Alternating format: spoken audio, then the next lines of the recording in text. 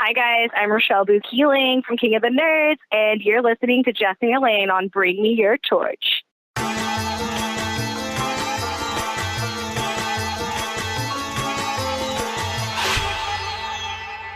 On the show today, we have probably the most desired woman ever to sail the seven seas. At least that's what we know from the last few episodes of Below Deck. Emily Warburton-Adams, thanks so much for coming on the show.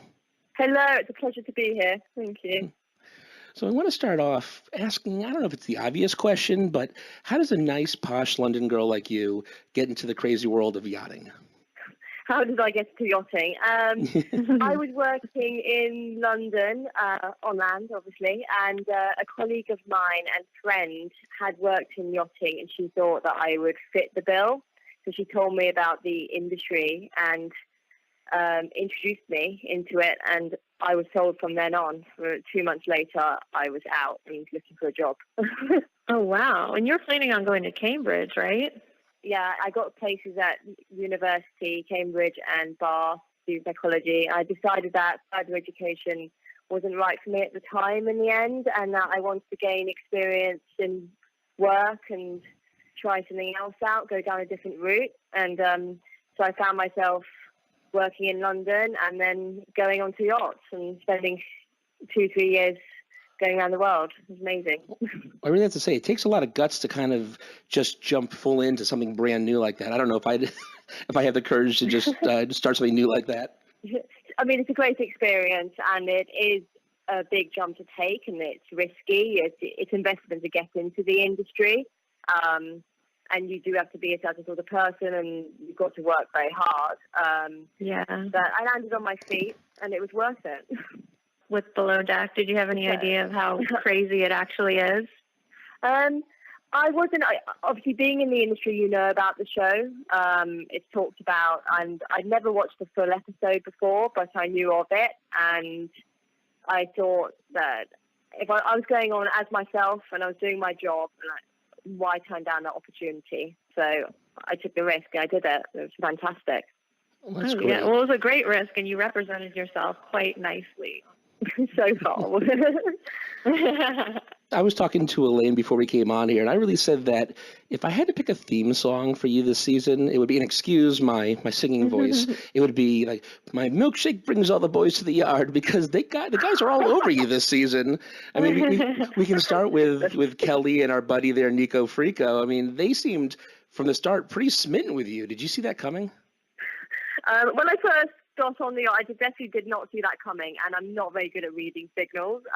Obviously, further down the line, I picked up hints, and it was like, that's fine. But I like things being quite blatant to my face. If someone's going to want to find out a bit more about me, I'd rather them ask me on a date and kind of not skirt around things. A bit of flirting can be fun, but only like to a certain extent until it's, it gets a bit cringe. And they're lovely boys, and they're both very handsome. But I didn't. Yes.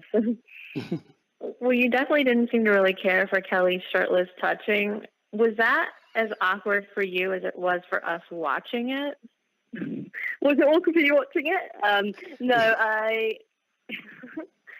Obviously, we used to see Kelly shirtless a lot, and he's got a great body. It was a shock for him to climb on me like that. I think if I was expecting it more, it wouldn't have been as awkward. But I wasn't expecting it, and it was just slightly too intimate for me.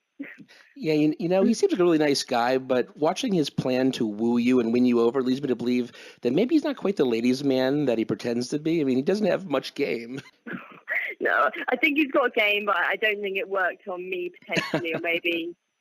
Yeah, it wasn't the right time or place for it. I think that when you're working on a boat, it's valuable to have some alone time together as soon as you can if you're finding someone attractive, and it's very hard to do that on a boat. So the best way to do it is to ask someone on a date. Definitely. But then last night, out of nowhere, our beloved Ben jumps to the front of the line with those flowers on Valentine's Day.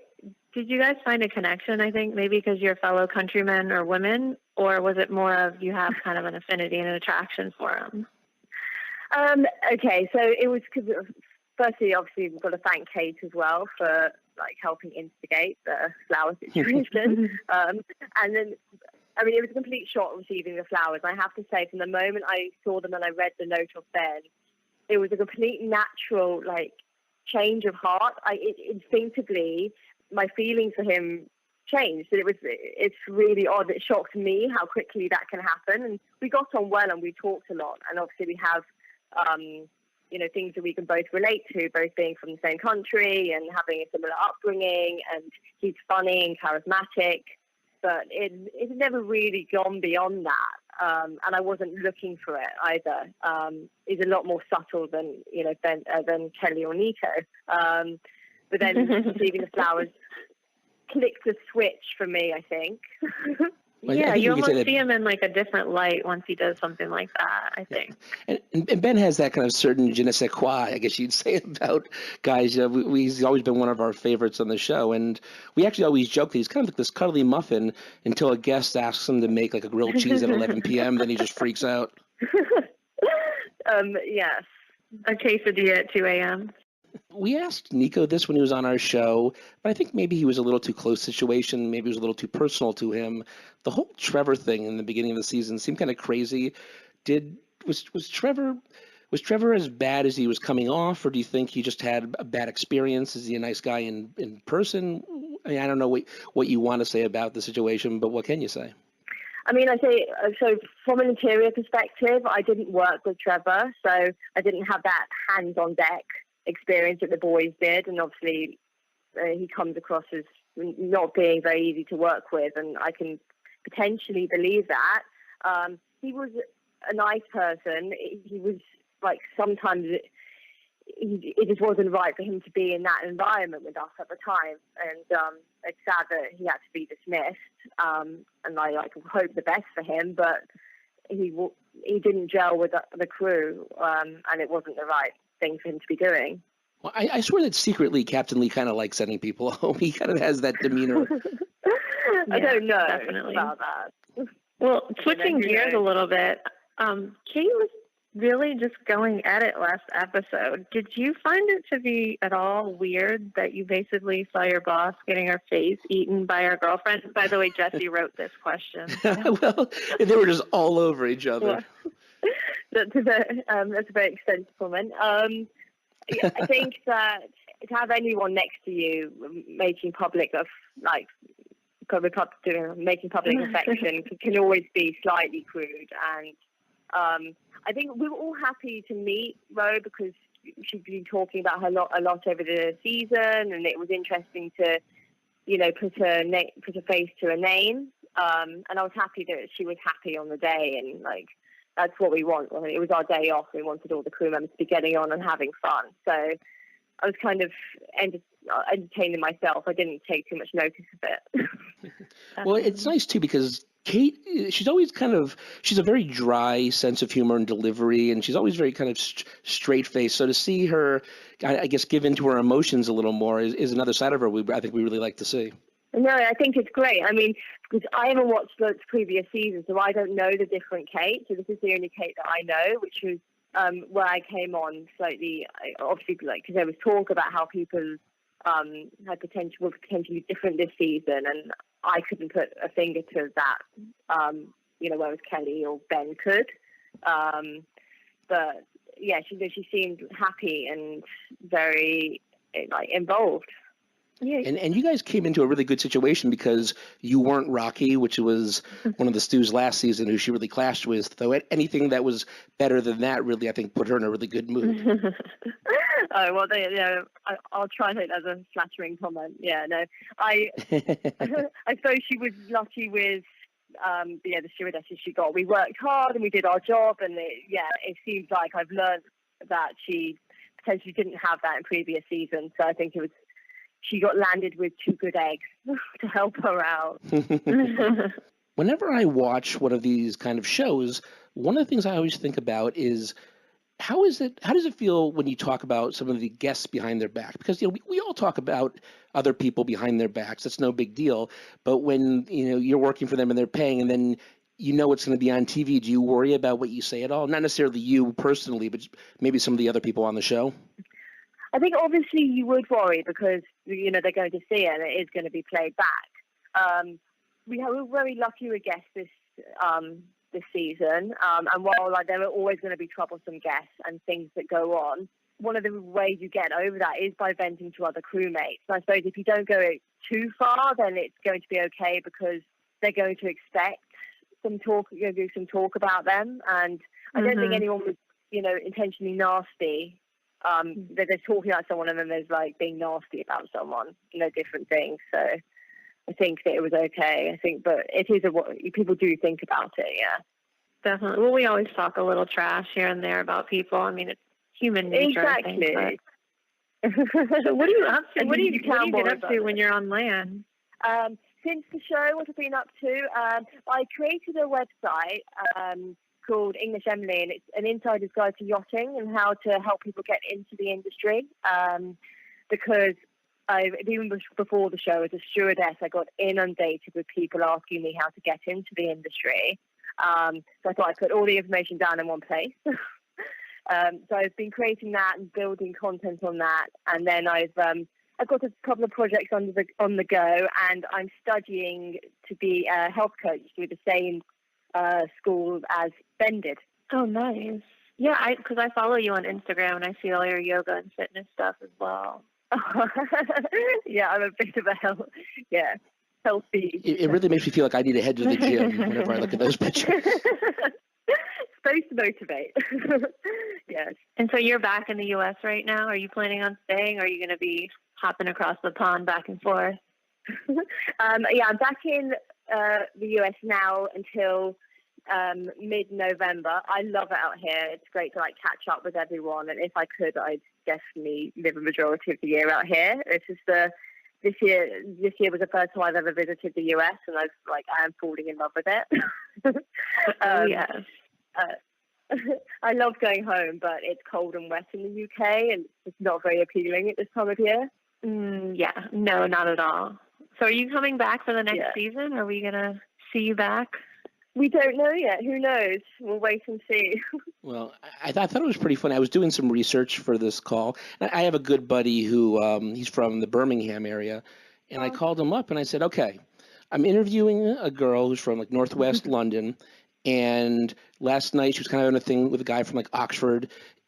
What's different about their upbringing? How would they, match? He goes, how the hell would I know? And I go, well, you're from England. I think you know all these things. So, so that's my stupid American coming out, I guess. Well, I don't know, because Kyle seems to be pretty spot on with my character from being from Northwest London and where he was from. So if you're asking someone I don't know. Yeah, it's kind of a generalized question, but I like that. It's funny. And I noticed this actually before last night's episode, and I know you probably can't say anything, but I've noticed a good amount of pictures with you and Ben on things like Instagram and stuff. So is there something lingering there, or we have to wait and see? We're fantastic friends. We love spending time together, so we'll have to wait and see. And he's quite the older man too. I look up how old he was. He's about 6 months older than I am.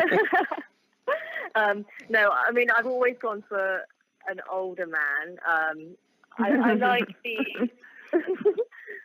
no, I have been known to. Who knows? I mean, I like being intellectually challenged. I'll say that. Well, I guess I'm going to have to change my age range on all the dating sites I'm on now. Creepy. So you said we can find you on Instagram at English_EMS. Yes, English M. We can find you on Twitter at, I don't know if I'm saying this right, is it Amelia W.A. EMILIA WA? Yes, and Twitter's really annoying in that you can't actually change your username once you've created it. So it's always your old one, which is why I see Lauren's still Sushi Laws and things like that. So yeah, my Twitter's still Amelia Wah. But yeah, that's why it's like that. And then your webpage you talked about a little earlier is english-emily.com. Are there any other things you'd want to plug while you're on here to all of our wonderful listeners? I don't know. Yeah, through my website you can read the Below Deck blog that I write every week, and then I've got my Facebook pages, which people can feel free to follow and things like that. I've got English Emily public profile page, and then a Below Deck profile account, which is Emily Warburton-Adams, where people can befriend me. Great. Well, before we go, is there anything else you want to maybe tease out for the remainder of the season that won't get you in trouble? Well, I don't know about that. I think it's going to be. There's a whole lot of surprises to come this season. Like, it's really worth the watch. It's good. I'd definitely tune in. Well, we wouldn't have it any other way. Exactly. Well, it's been an absolute pleasure having you on. I really appreciate you coming on. Thanks so much. Thank you so much. Thanks, Emily. Have a lovely evening. You Goodbye. All right. Well, you can go to our website at www.bringmeyourtorch.com. But where else can you go? Facebook.com/bringmeyourtorch or Twitter.com/bringmeyourtorch without the H. No You H. can find us on iHeartRadio. I do heart radio. I love radio, and that's why we do this, so we can be listened to on radio by podcast, which isn't, I guess, radio, but you get my drift. You can also go to YouTube, type in Bring Me Your Torch. You can see all of our wonderful interviews and just our regular podcasts on there. You can find us on iTunes, where I keep asking you, please give us a 5-star review, give us a 4-star review, just give us a review, write a little something about how much you love us, because the more reviews we have, the more people who are going to listen. Definitely. You can find us, definitely. You can find us on Stitcher. You can find us on Blueberry, pretty much everything. And the one thing you can do is just remember that you may have come here as a stranger, but you're leaving as a friend. We'll see you next time on Bring Me Your Torch. Bye. 0.